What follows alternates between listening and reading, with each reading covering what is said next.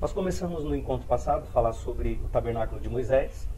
É um assunto que eu sou assim bastante apaixonado por esse assunto, porque ele traz, né, um grande entendimento acerca do reino e como o reino de Deus funciona. O tabernáculo, ele nos ensina a como nos aproximar de Deus, a como entrar, né, na presença de Deus adequadamente, embora ele trata e retrata aí do tempo da lei, de uma época que nós não vivemos mais, porque nós estamos na dispensação da graça e algumas coisas mudaram, né, foram alteradas após a vinda de Jesus. Mas eu creio que o tabernáculo, ele é de grande valor para as pessoas poderem entender o antes, o hoje, né, o durante, e também o depois do que virá, do que está por vir aí pela frente, porque o tabernáculo ele é um reflexo de um modelo espiritual constituído no reino de Deus, e Deus trouxe esse modelo à terra. A finalidade do tabernáculo, eu citei no primeiro encontro, ele trata de um desejo que há no coração de Deus, de habitar no meio do seu povo, de habitar no meio da sua criação, sendo reconhecido e valorizado como Deus, né? Sendo glorificado no meio do seu povo, no meio da criação. E a gente também tem no tabernáculo um modelo que foi entregue a Moisés, para Moisés construir através de homens habilitados. Essa estrutura da qual nós começamos a falar, né? Foi feita uma introdução no encontro passado. E agora nós vamos então dar continuidade falando a respeito da porta, da entrada de acesso aí do tabernáculo. Nós estamos com essa imagem aqui do tabernáculo, que mostra a cerca de linho no seu entorno e a tenda, né, lá no meio, e ali no pátio também, outros objetos, e nós vamos falar de cada um deles. Eu quero começar essa aula falando a respeito, falei um pouco da tenda, da cerca, no finalzinho do encontro passado, e eu queria começar falando sobre a entrada do tabernáculo, né, sobre esse portão colorido, feito de cortinas com cores específicas, direcionados por Deus também. Deus, quando ele deu o modelo, ele deu todos os padrões, mostrando isso a Moisés, como deveria ser recriado.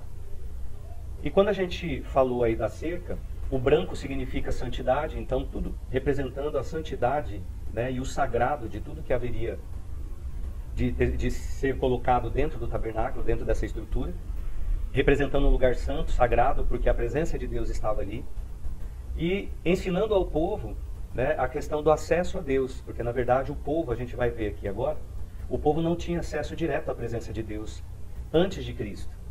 Então, só pegando um ganchinho lá no Éden ainda, né, mas quando o homem, a mulher, o primeiro casal ali, eles pecam, o homem é destituído da glória de Deus, e porque um homem pecou, o primeiro Adão, todos os homens foram considerados pecadores depois dele. A semente estragou, então todos os outros, né, que vieram dessa semente, toda a linhagem dos seres humanos aí, a partir de Adão, uma vez que ele caiu, aos olhos de Deus, foram considerados, então, de natureza caída, assim como Adão. Então, antes, né, nós estamos falando de um período que vem antes de Jesus Cristo, aí, 400 e poucos anos. Então, aí, o que acontece? Havia essa separação entre Deus e o homem, entre Deus e seu povo, por conta do pecado. Para isso, Deus, para ele poder habitar no meio do povo, ele nomeou e levantou sacerdotes, ministérios de sacerdotal e levítico, né, para poder assistir o povo, atender o povo e interceder diante do povo entre os pecados que o povo praticava, aquilo que eles faziam de errado, aquilo que eles queriam buscar de Deus, para que Deus pudesse abençoar. Foi necessário durante aquele período ali, Deus estabeleceu o sacerdócio para fazer a intermediação. Então, analisando essa estrutura que você está vendo aí nessa imagem, do lado de fora ficava o povo, do lado de dentro somente os sacerdotes e um sumo sacerdote, cujo primeiro nome aí, né, levantado por Deus, foi o nome de Arão.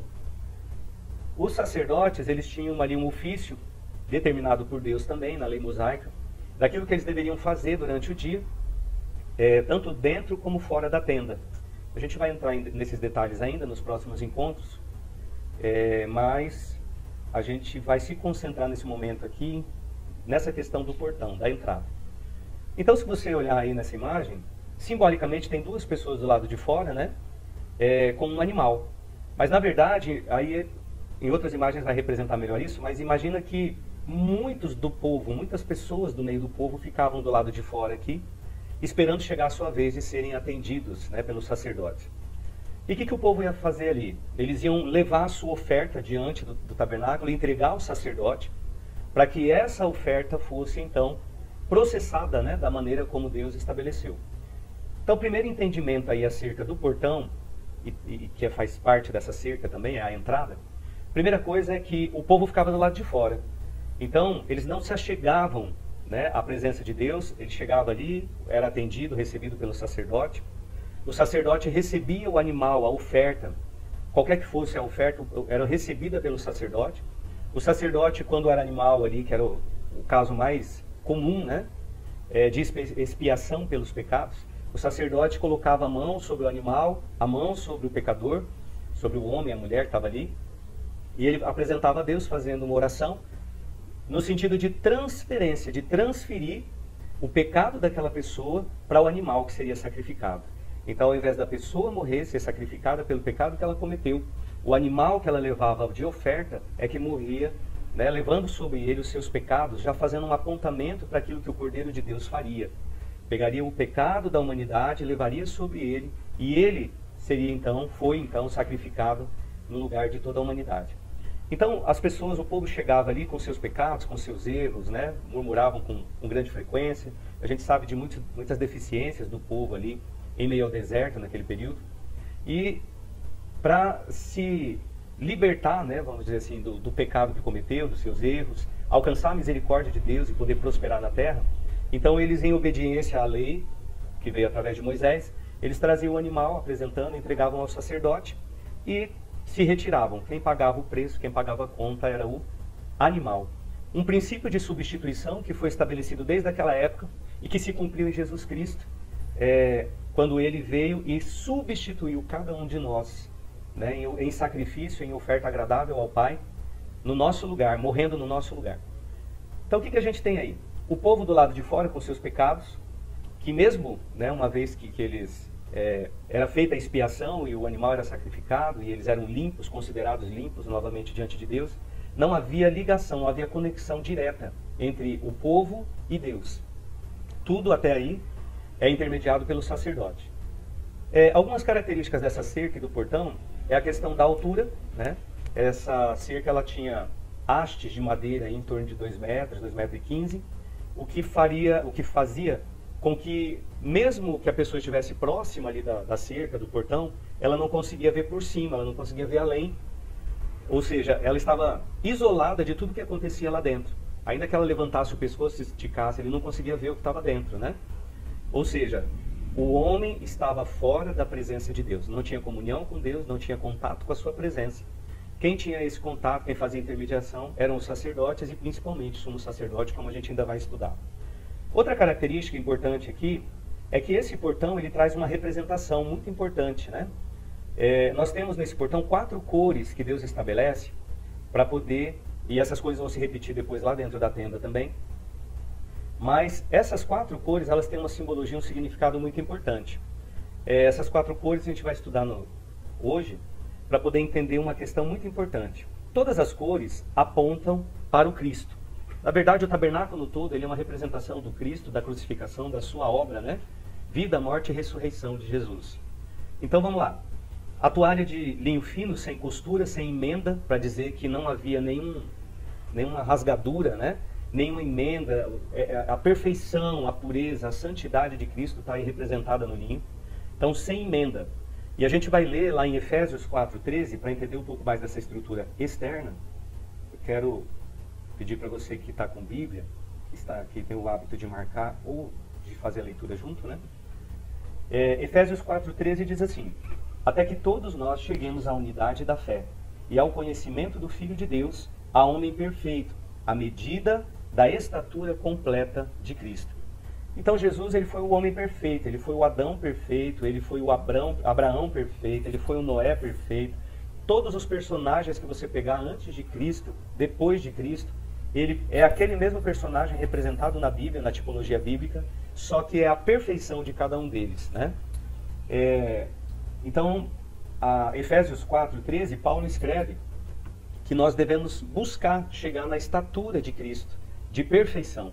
E o véu, esse véu que era usado, esse linho que era usado na cerca e também no portão, nas cortinas, em todos os lugares, tudo faz um apontamento para o Cristo. O branco aí fala da pureza, da santidade, sem emenda, porque é perfeito. Não houve ruptura né? Nem no seu caráter, nem na sua personalidade, nem na sua conduta, em nada que ele falou, fez. Tudo que ele fez na terra foi perfeito e não houve pecado nele, diz a palavra de Deus.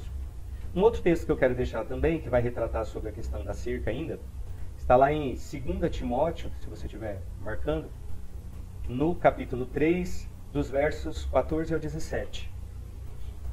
Timóteo escreve assim lá: Tu, porém, permanece naquilo que aprendeste e de que foste inteirado, sabendo de quem o tens aprendido, e que desde a tua meninice sabes as sagradas escrituras, que podem fazer-te sábio para a salvação, pela fé que há em Cristo Jesus.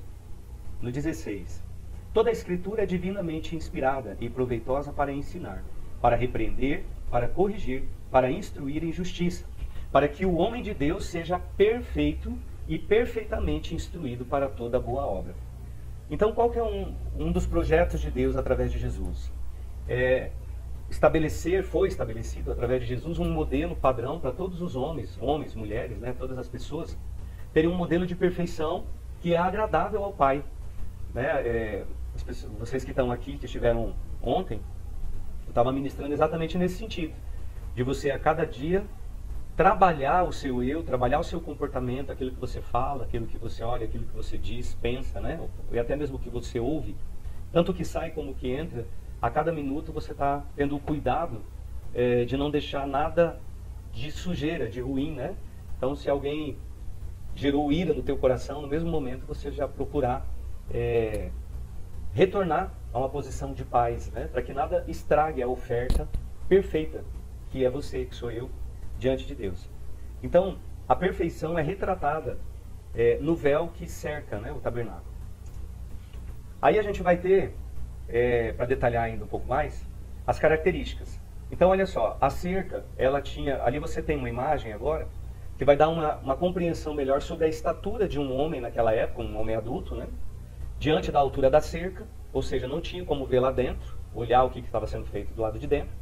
E no lugar santo, no lugar santíssimo, a tenda em si, que fica lá dentro dessa estrutura, né? A estrutura da tenda, ela tinha uma altura ainda maior. E aí nós temos 60 colunas, né, 20 de cada lado, 10 ao fundo, 10 na frente. 60 colunas de 2,46 metros aproximadamente. Essa medida varia porque ela é medida em côvado, né? E aí lembrando que 60 colunas tem também uma representação. Porque 6 é número de homem. Toda vez que a Bíblia fala do número 6, aponta para o número 6, na teologia, o 6 ele é considerado o número de homem. Por quê? Porque no 6º dia foi a criação do homem. Né? E tudo que tem referência com 6 está ligado à natureza do homem, natureza terrena. 10 é o número da responsabilidade e do compromisso. Ou seja, Jesus ele veio como homem e ele tinha uma responsabilidade e um compromisso diante do Pai de cumprir uma missão, né? Uma missão que era de resgatar, para poder colocar fim a essa divisão, essa separação entre Deus e a sua criação. As colunas eram feitas de acácia, eu falei um pouquinho da madeira, né? Da acácia, no encontro passado. A acácia ela tem duas características interessantes. A primeira é um material extremamente duro, difícil inclusive de esculpir, né? De fazer desenhos, de cortar.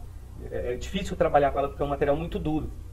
E, então Deus escolheu esse material, né? Por conta da sua incorruptibilidade, que também aponta para o Cristo, porque ele não se deixou corromper quando ele veio à Terra, né? Ele veio, esteve aqui, fez toda a sua obra e saiu daqui incorruptível, não se deixou corromper nem pelo governo desse mundo, nem pelos poderes oferecidos por Satanás, ou falsos poderes, nem pelo desejo, né, dos próprios discípulos de tornarem ele um governante, um príncipe, alguma coisa assim no sistema político da época. Ele não se deixou corromper por nada disso, mas ele abraçou a única causa pela qual ele veio, que é a missão dada pelo Pai, não se deixando corromper em nenhum sentido, em nenhum momento, né?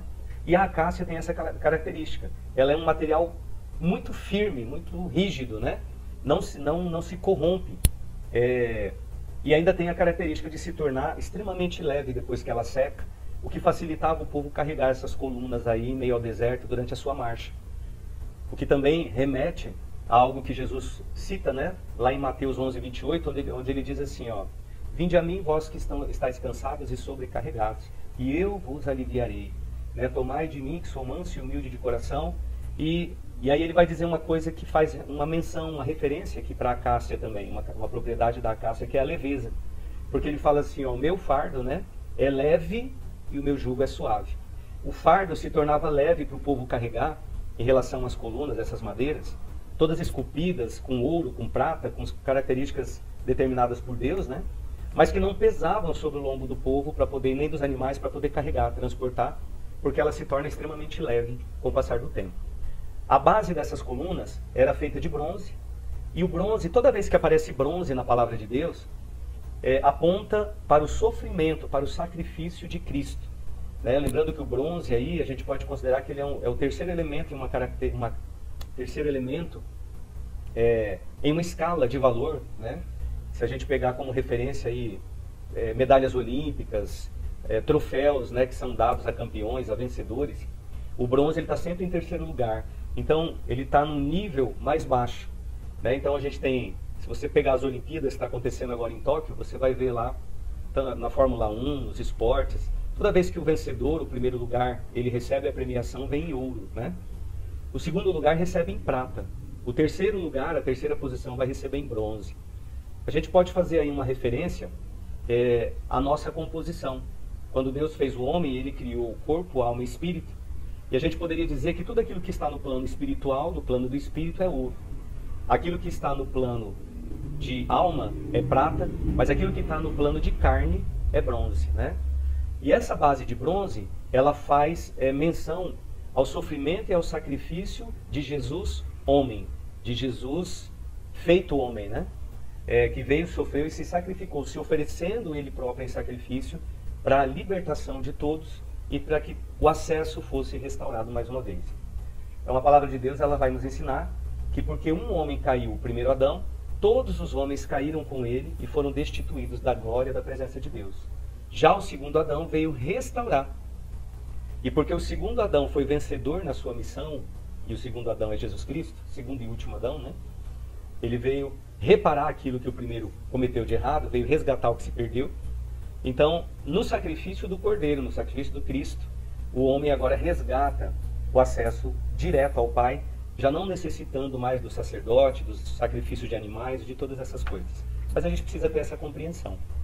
As cordas que prendem as colunas para mantê-las de pé, elas eram feitas da pele da cabra, né?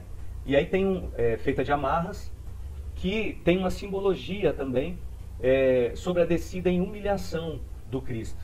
Se a gente pegar aqui, ó, Levítico 9:3, que é um texto que eu quero deixar também para você que está lendo ou marcando. Levítico 9:3 diz assim: Depois falará aos filhos de Israel, dizendo: Tomai um bode para expiação do pecado, e um bezerro e um cordeiro de 1 ano sem defeito para o holocausto. Então, toda vez que o povo ia diante de Deus, ele levava um animal, levava uma oferta em sacrifício para o holocausto, ou seja, para ser queimado, para morrer, né? O sangue era derramado, o animal era queimado. Existe toda uma ordem aí, uma lei estabelecida por Deus através de Moisés acerca disso. E as cordas feitas da pele do animal, elas têm essa representação, né, no sentido de humilhação, no sentido de arrancar a pele, né, de arrancar do couro, vamos dizer assim, do animal para poder fazer essas cordas. E aí a gente tem ligações bíblicas a respeito disso, tanto lá no Éden, quando o próprio Deus Pai, ele mata um animal, sacrifica um animal, para cobrir, né, o homem e a mulher da sua nudez. Ele veste o homem e a mulher com pele de animal, representando agora a humilhação deles diante do pecado. E a gente vai ver também a representação, mais uma vez, dessa questão da pele, né? Quando a gente vê o sofrimento vicário de Cristo ali, quando ele estava indo já para o Calvário, né, na sua paixão, quando ele está debaixo do chicote romano, onde os historiadores relatam que o chicote romano utilizado não era um chicote simples, mas ele era um tipo de chicote feito de couro, que nas pontas desse chicote havia como que pedaços de ossos amarrados, né? E cada vez que as costas de Jesus ali, que o corpo dele era chicoteado, então aquele chicote romano cravava aquele osso e arrancava ali pedaços da pele, humilhando, né, ao extremo o Filho de Deus, o nosso Salvador, diante de todas as pessoas que o assistiam ser surrado, né? ser ali chicoteado. Então as cordas, a pele de animal, ela sempre vai fazer essa referência, e também faz referência ao Cordeiro de Deus, que teve a sua pele dilacerada por amor de nós. As estacas de bronze que fincadas na terra davam sustentação à coluna, porque a coluna ficava ali mantida em pé, vinham as cordas amarradas, né, em alguns sentidos, e no chão havia uma estaca. Essa estaca, ela era fincada no chão para poder dar sustentação às colunas e a coluna não cair, mantendo a cerca, né, e a sustentação do tabernáculo ali de pé. As estacas de bronze, elas deviam ser colocadas metade dentro da terra e metade fora da terra, representando, né, a descida e a morte de Jesus na terra, mas também que ele não ficou lá. Então, olha a curiosidade, né? Até na estaca que era fincada na terra, nos cravos que eram cravados na terra para poder manter a sustentação das colunas, tinha que pregar, né, fincar apenas metade, porque tem essa simbologia. O tabernáculo ele tem essa simbologia, essa revelação de toda a obra que Jesus faria muitos anos depois de Moisés, quando ele viria à terra. Porque toda a palavra de Deus se resume na obra de salvação de Jesus Cristo, na sua vinda para colocar em alinhamento homem com Deus, e na sua volta, aonde ele tem a maior promessa de todas, que é a promessa de ressurreição para nós, para aqueles que trilham seus caminhos. Então a estaca, ela tem esse sentido, ela representa que Jesus ele desceu à morte, mas ele não ficou lá, né? Ele foi à sepultura, mas não ficou lá, e ele vive para nos garantir, ressuscitou para nos garantir a ressurreição e a vida eterna. E aí, falando mais diretamente sobre a questão da porta, então, ou do portão, né, representado nesse véu, nessa tenda, você vai ver que existem aí 4 cores. E essas cores também têm uma simbologia muitíssimo importante para nós, cristãos. Primeiro porque Jesus é a porta. Né? Jesus, ele próprio declarou, eu sou a porta. E nós já estudamos, né, esse assunto, quando a gente estudou sobre porta, caminho e alvo. Na verdade, toda a nossa vida, né, cristã se resume, pode ser resumida em porta, caminho e alvo. Quando a gente estudou sobre a porta, a gente entendeu, né, esse princípio que Jesus é a porta, é uma declaração bíblica. Então nós só conseguimos entrar, né, para ter acesso diante do Pai, para oferecer a nossa oferta de sacrifício, para apresentar as nossas vidas, entrando pela porta, pelo único caminho que é Jesus Cristo. E essa porta, essas 4 cores, elas vão representar Jesus através dos 4 evangelhos. Né, as 3 testemunhas, os 3 evangelhos de testemunhos, que são Mateus, Marcos e Lucas, e João que escreve, né, fazendo uma composição de um quarteto, através dos evangelhos que retratam a vinda, a vida, a obra, a morte e a ressurreição de Jesus na terra, durante o ministério que ele exerceu, cumprindo a sua missão. Então Jesus ele é representado através dos 4 evangelhos, através dessas 4 cores. Ou seja, para entrar na presença de Deus, para eu entrar naquilo que Deus tem para mim, para nós, né, entrarmos naquilo que Deus tem preparado, para nós entrarmos na presença, para nós oferecermos a nossa oferta, só tem um caminho de entrada chamado Jesus. E esse Jesus, nós só conhecemos a respeito dele através dos evangelhos. Então aqui eu sempre faço uma colocação que é importante, né, a leitura dos evangelhos. Eu não entendo a pessoa se dizer evangélico sem ler os 4 evangelhos. Porque como que eu posso dizer que eu sou cristão se eu não conheço nada sobre a vida, a vinda, né, a obra de Cristo? E como que eu posso dizer que eu sou evangélico se eu não conheço o evangelho, que se resume nesses 4 livros? Então eu quero deixar assim um incentivo. Se você nunca leu os 4 evangelhos, faz um esforço de fazer essa leitura. Tem vários planos bíblicos aí na internet, né, à disposição. Nós acabamos de fazer agora um plano de leitura de 40 dias do Novo Testamento, todo o Novo Testamento, não apenas os 4 evangelhos. E se você pegar os 4 evangelhos, é rapidinho, você lê 3, 4 capítulos por dia aí, ó, quando você vê já acabou de ler. Às vezes está tão interessante que você lê até um pouco mais, mas tem que entrar nesse princípio, nessa iniciativa de conhecer a obra de Jesus. Uma vez que nós recebemos e aceitamos Ele como Senhor e Salvador das nossas vidas, a gente precisa no mínimo saber quem é Ele. Né? E a única maneira de saber, de conhecer a Jesus, é através das Escrituras. Outra simbologia que tem aí, que está envolvida também em relação às cores, é sobre o caráter e a personalidade de Cristo, do Jesus homem. Então a gente vai ver, por exemplo, as 4 cores aí, que é o azul, o púrpura, o escarlate, né, e o branco do linho. O azul, ele aponta para o Filho do Homem.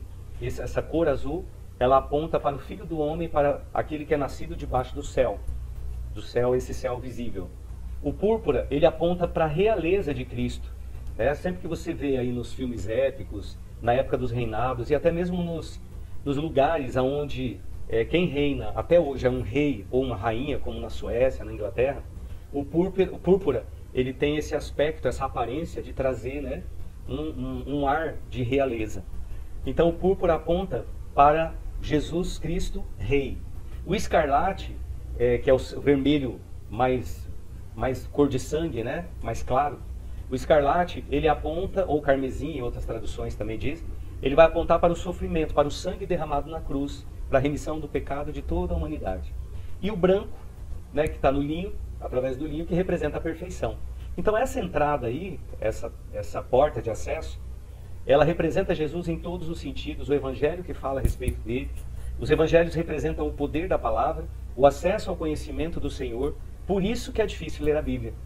Por que as pessoas têm tanta dificuldade em ler a Bíblia toda, ou ler, né, o Novo Testamento, ou falar assim, eu vou ler o Velho Testamento, eu estou colocando aqui, vou colocar no ar, daqui um dia ou dois, já estou preparando ali, o plano de leitura do Velho Testamento, que é um pouquinho maior, em 150 dias. E é uma oportunidade também de conhecer um pouco mais daquilo que foi os acontecimentos, né, que vieram antes da vinda de Jesus da Terra, mas sabendo e entendendo que tudo aponta para Ele. Então é muito gostoso quando você começa a ler as Escrituras e procurar Jesus em tudo aquilo que você lê. Né? Tudo que você lê, você fala, cadê Jesus nisso aqui? Cadê Jesus na história de Abraão? Cadê Jesus na história de Adão? Na história de Noé, de José? E você começa, através do Espírito Santo, aí, a ter essas revelações, esse entendimento de que tudo aponta para o Cristo que viria.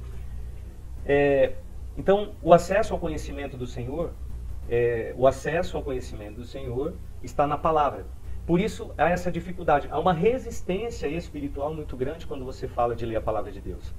Quando alguém se propõe a ler a Bíblia, fala, não, eu vou ler. Aí começa a ler, dá sono. Começa a ler, chega a visita. Começa a ler, cansa. Aí fala que vai ler 4 capítulos, lê um versículo, fecha e vai fazer outra coisa.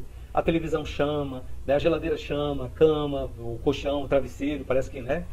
Tem um monte de resistência natural e espiritual. Por quê? Porque o maligno não quer que as pessoas tenham o conhecimento do Senhor. O conhecimento das Escrituras e nem a revelação da obra, daquilo que Ele conquistou para nós e que hoje é direito nosso, é nossa herança. João 1,4, né? Diz que os seus não o reconheceram. Então o Evangelho de João, no capítulo 1, verso 4, vai dizer que Jesus ele veio a esse mundo para resgatar um povo específico. Um povo eleito, um povo escolhido, o povo judeu, né, o povo de Israel, que foi um povo que desde do início lá, da história toda, Deus escolheu, elegeu esse povo como seu povo. Deus achou características no povo judeu que agradaram a Deus, que atraíram a atenção de Deus. E é muito fácil você compreender o porquê Deus fez essa escolha. Eu não vou entrar nesse assunto a fundo aqui agora, mas quanto mais você estudar acerca dos hábitos e costumes dos judeus, até hoje, por que eles prosperam tanto? Por que não tem judeu pobre? Por que eles se ajudam? Como que eles se ajudam? Como que eles amparam o necessitado? Como que eles usam de misericórdia? Você vai ver assim, coisas muito agradáveis, né? Características em relação a pedir perdão para Deus, a retratar ou reparar os erros que foram cometidos, os negócios ilícitos, ir lá e fazer uma obra a respeito daquilo para poder resgatar, né, o crédito diante de Deus. Então, assim, muitas qualidades e características do povo judeu fazem a gente entender por que Deus escolheu aquele povo. Mas a questão é que Deus enviou o seu Filho, Jesus veio para resgatar aquele povo que havia se perdido. E quando aquele povo recebe o Messias, né, o Messias vem até eles rejeitam, querem prender, querem matar, e querem crucificar, coisa que acaba acontecendo para que se cumprisse também todas as profecias bíblicas e as escrituras dos profetas que já diziam, né, há muito tempo antes de Cristo, já anunciavam que o Cristo viria, o Salvador, o Messias, mas que ele seria traído, que ele seria preso, que arrancariam sua barba. Isaías tem a visão, Isaías 53 tem a visão da crucificação de Cristo, centenas de anos antes da sua vinda, e todos esses profetas, tendo revelação, escreveram a respeito da sua vinda, da sua obra, da sua morte e também da sua ressurreição. E aí João, ele vai esclarecer algo que é importante para nós entendermos dentro desse assunto. Jesus veio para os seus, para o povo judeu, mas os seus não o receberam. Na verdade, o povo o rejeitou. E João escreve assim: ele veio para o seu povo, mas porque o seu povo o rejeitou, Deus nos deu o poder, mediante a rejeição do povo original, do povo eleito, Deus nos deu o poder de nos tornarmos filhos de Deus. Então, graças a Deus que o povo rejeitou Jesus e todas as profecias se cumpriram para que você e eu pudéssemos ser resgatados e ter acesso à salvação, ao Cristo, ao poder de Deus e a tudo mais que Ele tem liberado. Então, o povo que era para receber, não recebeu. E a gente vê isso até hoje, porque lá no meio do povo judeu há uma divisão, existe parte, os rabinos messiânicos ali, parte do povo que é cristão, que acredita na primeira vinda de Jesus, que Ele veio e que Ele era o Messias, mas aquela parte do povo que rejeitou, os fariseus, que são hoje os rabinos tradicionais, os ortodoxos ali, eles ainda continuam crendo que Jesus ainda não veio. Eles têm o Jesus, o nosso Jesus, Senhor e Salvador, para eles foi só mais um profeta. E eles estão esperando ainda o Filho de Deus vir. Eles estão esperando ainda a vinda do Messias. Só que mal sabem eles que, na ignorância, na verdade, quando o Filho de Deus vier, já não vem mais para cumprir aquilo que já foi cumprido. Ele já fez a primeira parte. Mas quando ele vier agora, ele já não vem como cordeiro, mas ele virá como leão. Ele não virá para salvar e resgatar, mas ele virá para trazer juízo sobre todos aqueles que se colocaram como inimigos. E o Pai colocará, biblicamente, a palavra diz, que o Pai dará a ele todos os seus inimigos por escabelo dos seus pés. Então, olha só, gente.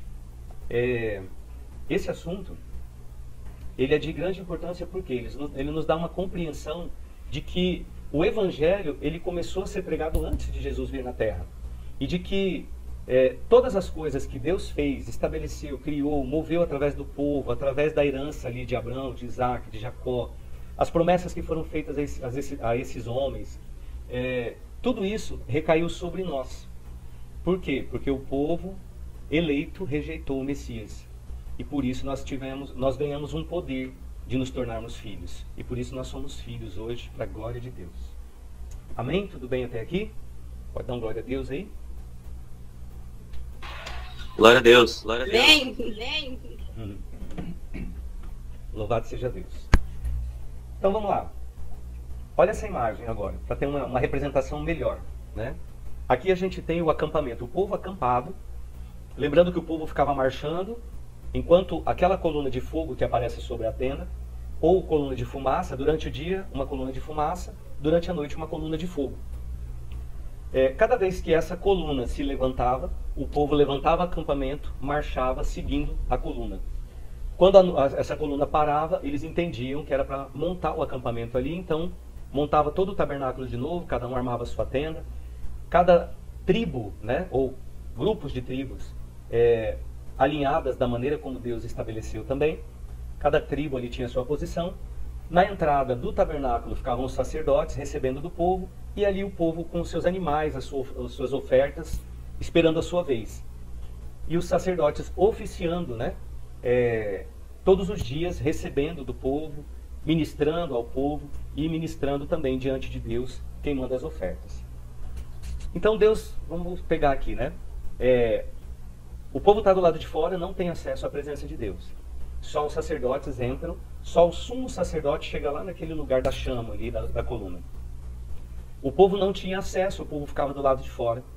E aí a gente tem que observar uma questão aqui que eu falei sobre a porta, porque até hoje é assim.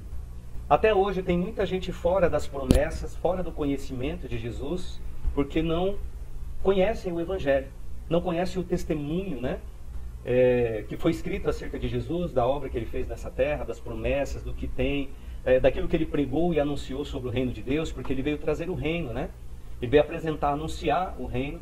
Segundo as Escrituras, Ele veio trazer uma interpretação com revelação sobre tudo aquilo que o povo já estava lendo, sabia, decore salteado a Escritura, mas não tinha a revelação. E então Ele veio revelar o reino de Deus. E até hoje é assim. As pessoas, na ignorância, continuam fora da presença, continuam sem alcançar todas as bênçãos que Deus tem preparado porque não mergulham no conhecimento das Escrituras, né? A palavra de Deus diz lá no profeta Oséias: o meu povo perece porque lhes falta conhecimento, porque rejeita o conhecimento, né? Rejeita e falta entendimento e rejeita conhecimento. Então fica perecendo do lado de fora das promessas. Vamos lá. Essa imagem aí, ela retrata uma realidade daquela época, mas uma realidade de hoje em dia também. No slide aí abaixo, se você quiser acompanhar, ele vai dizer o seguinte: então a nuvem cobriu a tenda da congregação, e a glória do Senhor encheu o tabernáculo, de maneira que Moisés não podia entrar na tenda da congregação, porquanto a nuvem permanecia sobre ela, e a glória do Senhor enchia o tabernáculo. Quando, pois, a nuvem se levantava de sobre o tabernáculo, então os filhos de Israel caminhavam, ou marchavam, está em outra tradução, em todas as suas jornadas. Se a nuvem, porém, não se levantava, não caminhavam até o dia em que ela se levantasse. Porquanto a nuvem do Senhor estava de dia sobre o tabernáculo, e o fogo estava de noite sobre ele, perante os olhos de toda a casa de Israel, em todas as suas jornadas. Né? Êxodo 40, do 30 ao 38. Então o que a gente precisa entender aqui? Deus entregou esse modelo celestial para Moisés estabelecer uma habitação, para Deus habitar no meio do seu povo. Quando Moisés prepara tudo, né? Quando está tudo pronto, então a gente tem esse cenário. Todo o povo na disposição que Deus mandou, todo o povo ali diante de Deus, para, vamos chamar assim, de inauguração do tabernáculo. E quando o altar de sacrifício é colocado, que é o próximo assunto que nós vamos falar, a gente vai ver que Moisés prepara. Moisés não pode entrar, na verdade, né? Moisés, que era o intermediador entre o povo e Deus, perde o seu lugar agora para o sacerdócio, levantado para esse ofício.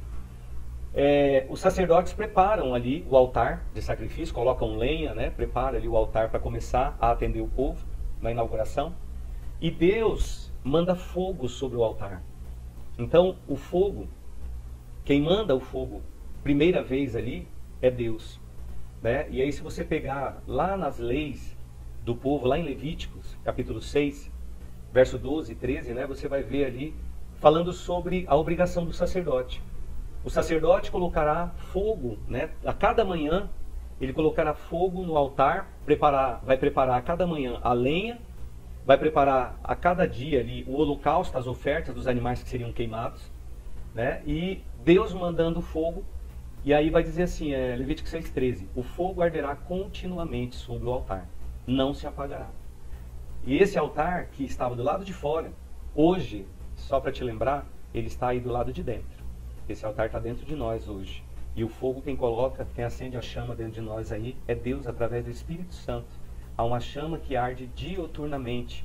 Há uma chama, um fogo aceso dentro do teu coração, dentro do meu coração. E esse fogo quem acende é Espírito Santo. Mas nós temos a responsabilidade, porque somos todos sacerdotes. A palavra diz que hoje, né, depois de Jesus, daquilo que ele conquistou, somos todos reis e sacerdotes. E enquanto sacerdote, a obrigação agora foi transferida para nós. De cada manhã, cada dia, acender essa chama outra vez para queimar na presença de Deus. Onde o fogo, o Espírito que acende, mais o holocausto, a oferta de sacrifício, quem entrega é você. Então a gente tem aqui, ó, o povo entregava o animal, o sacerdote tinha esses utensílios que você estava vendo. Então logo depois da porta, logo depois da entrada, a gente tem esse acessório, esse objeto, que a gente vai começar a falar hoje, mas vai continuar no próximo encontro, chamado altar de sacrifício. Altar de sacrifício onde ele funcionava praticamente como uma estrutura parecida com uma churrasqueira, né? Esse material aí todo feito de acácia, revestido, algumas partes de bronze, uma grelha, embaixo dessa grelha era colocado lenha, e em cima da grelha eram dispostos os animais partidos já. O sangue desse animal era retirado, era derramado antes, né? E o sacerdote pegava desse sangue aspergindo nas pontas do altar de sacrifício. E ali ele tinha esse ofício de receber o animal, orar para que fosse transferido o pecado do animal, da pessoa para o animal. E o animal então agora ele era cortado em pedaços, havia uma divisão desse animal.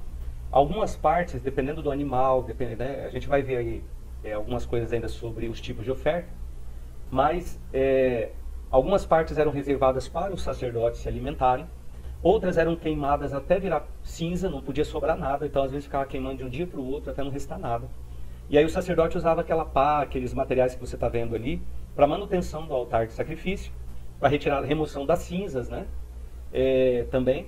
E aí ele colocava os pedaços ali, que iam ser queimados, e Deus também colocava algumas partes que não deviam ser queimadas, né?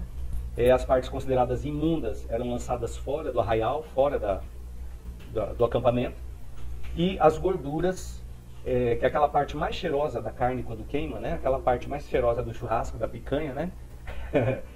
Amém, missionário Marcos? Quando queima aquela picanha assim, aí aquele cheirinho que vem é da gordura, é a melhor parte. Verdade, hein? Verdade, hein? Então Deus ele deu uma ordem dizendo o seguinte: as gorduras era para queimar como oferta de cheiro suave e agradável ao Senhor, né? A parte das gorduras que exala, né, o melhor cheiro e o melhor perfume de tudo isso era reservada para o Pai, para Deus, Criador. Então, o que importa para nós aqui no altar de sacrifício hoje? Primeiro, a sua composição. Lembrando que ele tem as mesmas composições da haste, lá da coluna que nós acabamos de falar agora há pouco. Ele era feito de madeira de acácia, né, com toda a sua incorruptibilidade, revestido de bronze. O bronze fala, né, do sofrimento de Cristo. E você vai observar também que ele tem aí como que alças do lado, né, nas laterais. Então, quando Deus dá um modelo de construção desse objeto para Moisés, ele fala para Moisés fazer argolas presas a esse altar de sacrifício, e varas também todas revestidas, né, madeira revestida. E ali esse varão que aparece aí do lado, que acontece dos dois lados, ele era utilizado pelo povo para carregar sobre os ombros. Então, no momento da marcha, o povo pegava esse varão aí, colocava, né, distribuía o peso entre alguns homens ali, e eles transportavam esse altar durante toda a sua marcha até o próximo acampamento. Então, para você ver que, primeiro, né, a estrutura do altar de sacrifício, ela está posicionada no tabernáculo logo depois que você entra pelo portão, pela porta, que é Jesus. E tudo que está do lado de fora da tenda, dentro da cerca, mas fora da tenda, faz referência à natureza humana, à natureza de homem, né, carnal de Jesus Cristo. E tudo que está dentro da tenda faz referência, menção à natureza divina do Cristo. E a gente vai observar, por exemplo, que tudo que está do lado de fora é revestido ou tem acabamento em bronze. Tudo que está do lado de dentro é revestido, tem acabamento ou é feito de ouro puro, como é o caso da menorá que a gente vai ver depois. Então, qual que é a simbologia do altar de sacrifício? O altar de sacrifício, ele representa para nós lugar de morte. Ele representa para nós lugar de matança, lugar de queimar a carne, lugar de matar a carne. Porque, na verdade, essa palavra altar, no seu original, né, se a gente for lá no hebraico, no original, essa palavra altar significa lugar de matança, lugar de morte.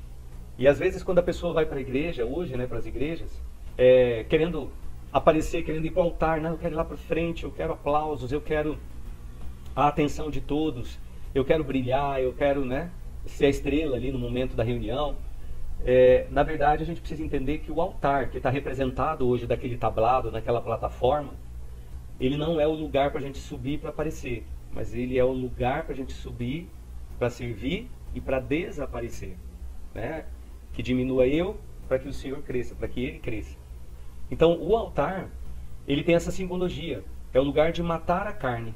Então, veja, entro pela porta de acesso, que é Jesus, pelo conhecimento dos evangelhos, dos testemunhos acerca do Cristo, da sua obra, para conhecer aquilo que Ele fez, aquilo que Ele tem prometido, aquilo que Ele alcançou para nós, e na sequência, mato a minha carne. Pegou? Então, entro pela porta que é Jesus, aceito Jesus, confesso Ele como Senhor e Salvador. Aí eu vou para as Escrituras, vou ler, começando pelo Evangelho de João, eu vou conhecer os Evangelhos, aquilo que Ele anunciou a meu respeito, aquilo que Ele veio conquistar para mim, para nós. A partir do momento que eu começo a entender qual é a obra, quão grande é o amor do Pai pela minha vida, então eu entro e agora eu me deparo com o altar de sacrifício. É o lugar de morte, é o lugar de oferecer a minha vida, como Paulo declarou lá em Romanos 12, né? Que nós devemos oferecer os nossos corpos como sacrifício vivo, santo e agradável a Deus. Então, na verdade, a nossa carne, ela precisa morrer cada dia.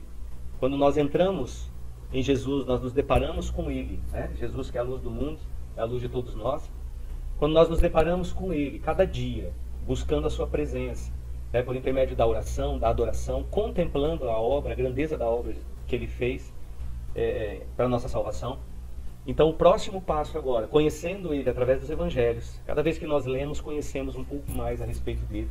Ele se apresenta através dos testemunhos relatados por Mateus, Marcos, Lucas e João. Então, na sequência, é a hora de matar a nossa carne, cada dia. E o altar de sacrifício ele tem essa simbologia. Ele simboliza o lugar onde o próprio Cordeiro de Deus foi entregue em sacrifício, né? Foi entregue em holocausto, queimado, né? Pelo inimigo no sentido espiritual, para que nós pudéssemos hoje estar livres de toda acusação, de toda sentença do pecado. Deus te abençoe. Nós vamos encerrar aqui devido ao horário, mas a gente volta no próximo encontro falando sobre esse assunto super interessante que é o tabernáculo. E a gente retoma a partir do altar de sacrifício e vamos adentrar até chegar na presença dele e conhecer a maneira correta de se apresentar diante dele. Amém? Deus te abençoe, fique na paz e lembre-se, né? A porta de entrada é Jesus Cristo e o acesso é mediante o conhecimento do Evangelho, e nós precisamos morrer. Jesus, quando ele veio nessa terra, ele falou, tem um exemplo a respeito do grão de trigo, que o grão de trigo, falando a respeito dele mesmo, ele anunciou dizendo, se o grão de trigo caindo na terra morrer, ele vai dar muitos frutos. Mas se uma vez que ele cair na terra, ele não morrer, e isso acontece, é um milagre que acontece dentro da semente, dentro do grão, e ele estava parabolizando sobre isso. Se ele não morrer, ele não serve para nada, e ele não vai dar frutos. Amém? Glória a Deus.